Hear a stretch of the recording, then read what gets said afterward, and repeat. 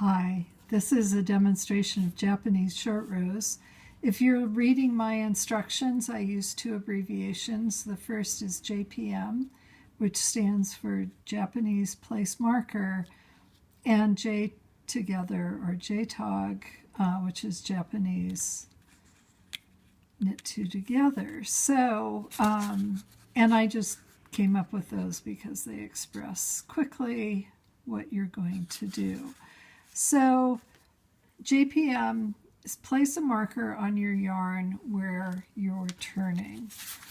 So here I've already done it. I knit the 8 stitches or 7 stitches, and I put a marker on the yarn.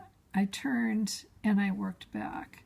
So this is the thing I don't like about Japanese short rows, is that you have to position these pins, which is kind of a pain in the neck. So I put them on my yarn before I start. I know I'm going to do 2 of them, so I have 2 markers, and then I can just pull it up. So now I need to deal with that, because as you can see, I'm going to have a big hole here if I don't pull that together. So as I work back, when I arrive at the position here, if I work that stitch, what I want to do is work this loop together with the next stitch. So I picked it up, and before I get going, I like to position it so that it's like a stitch. So it's open. If you pick it up this way, then it's twisted. So you could knit it through the back loop, but you got this other stitch. So take the time to get it oriented correctly, and then you knit 2 together and you work to the next place that you're going to short row. So then I need my pin, which I'm going to pull up. That's why I like to have it on the yarn, because then I can just find it. I don't have to put my needles down.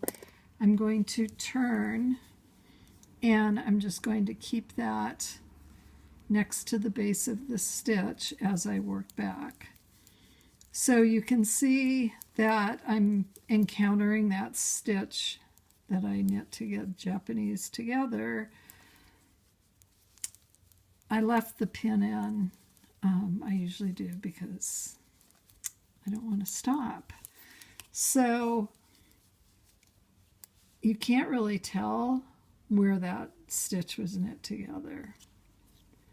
Let me go back, and you'll want the written directions that I have in my Sweater Adjustments Lesson 8, because I give detailed instructions on how to handle picking up that yarn depending upon which direction you're coming from and what kind of a stitch you're working. So again, I made sure to orient this so that it's an open stitch, put it on my left needle, and I'm just knitting it together with my next stitch. And there you have Japanese short rows, virtually invisible.